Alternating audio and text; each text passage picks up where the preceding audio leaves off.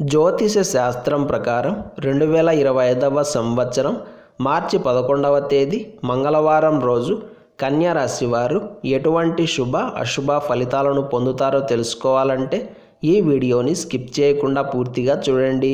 అలాగే తప్పకుండా మా ఛానల్ని సబ్స్క్రైబ్ చేసుకోండి. ఈ మార్చి 11వ తేదీ మంగళవారం రోజు కన్యా రాశి వారికి టైం చాలా బాగుంది అని ఘంటాపథంగా చెప్పవచ్చు. చంద్రుడి యొక్క గమనం ఈ సమయంలో మీకు చక్కగా కలిసి వచ్చేలా చేస్తుంది. ఒక్క మాటలో చెప్పాలంటే ఎక్కడా కూడా ఏ పనిలో కూడా ఏ అంశంలో కూడా పెద్దవైన ఇబ్బందులు ఏమీ కనిపించడం లేదు. ప్రతి ఒక్క వ్యవహారం కూడా మీకు సానుకూలంగానే నడుస్తుంది. ఇందులో మాత్రం డౌట్ లేదు. వృత్తి, ఉద్యోగ మరియు వ్యాపారాల పరంగా మీ ప్రతిభా పాటవాలన్నీ వెలుగులోకి వస్తాయి.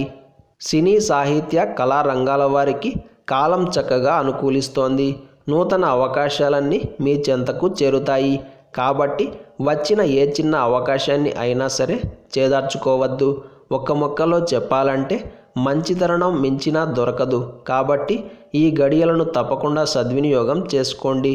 అందుకే ఆర్థిక పరంగా, ఆరోగ్యపరంగా, వ్యవహారాల పరంగా, కుటుంబ పరంగా ఇలా అన్ని విధాలుగా కూడా సానుకూలంగానే సాగుతుంది. ముఖ్యంగా కీలకమైన లావాదేవీలు, పెట్టుబడులు, క్రయ విక్రయాలకు సంబంధించిన అంశాలన్నీ బ్రహ్మాండంగా సాగుతాయి. రిజిస్ట్రేషన్ కార్యక్రమాలకు, అగ్రిమెంట్లకు కూడా కాలం అనుకూలంగా ఉంది. ఇందులో మాత్రం ఎలాంటి సందేహం లేదు. ఎదుటివారిని చక్కగా అంచనా వేయగలుగుతారు. ఎవరు ఎలాంటి వారు, ఎవరు ఎలా మాట్లాడుతారు, ఎవరు మన మేలు కోరుకుంటారు అన్న అంశాలపై ఒక మంచి క్లారిటీ కూడా ఉంటుంది. అందుకే ఈ రోజున మీరు చేసే చర్చలకు, సమావేశాలకు, పంచాయతీలకు కాలం కలిసి వస్తుంది. అంతో ఇంతో లాభం కూడా తప్పకుండా కలుగుతుంది. ఈ మంగళవారం రోజు కన్యా రాశి వారు ఎరుపు రంగు దుస్తులను ధరించకండి. దశరథ కృత శని స్తోత్రాన్ని పారాయణం చేయండి. ఈ మంగళవారం రోజు పునర్వసు నక్షత్రం వచ్చింది. కాబట్టి మనమంతా విశేషంగా దేవి ఖడ్గమాలను పారాయణం చేయాలి. దుర్గామాత ఆరాధన చేసిన వారికి సమస్త శత్రుబాధలు దూరమవుతాయి. పాపక్షయం అవుతుంది. బద్ధ శత్రువులు కూడా మీ కాళ్ళ బేరానికి వస్తారు. అదేవిధంగా ఈరోజు ద్వాదశి తిథి కూడా ఉంది. అందుకే మనం శ్రీ మహావిష్ణువును ఆరాధన చేయాలి. తులసి దళాలతో స్వామివారిని అర్చించి నెయ్యితో 2 దీపాలను వెలిగించి నమస్కారం చేసుకోవాలి.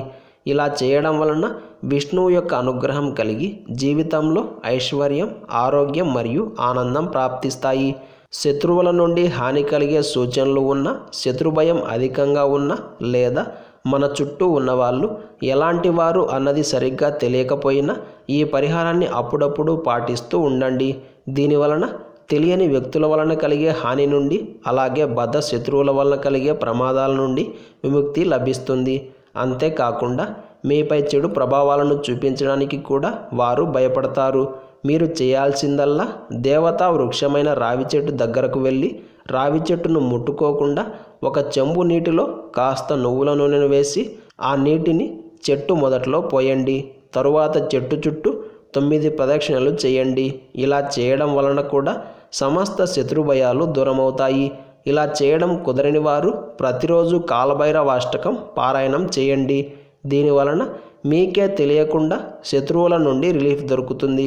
ఈ మంగళవారం రోజు మనమంతా ఓం నమో భగవతే వాసుదేవాయ అనే మంత్రాన్ని పదే పదే జపిస్తూ ఉండాలి. ఇలాంటి సమాచారాన్ని ప్రతిరోజు పొందడానికి వెంటనే మా ఛానల్ని సబ్స్క్రైబ్ చేయండి.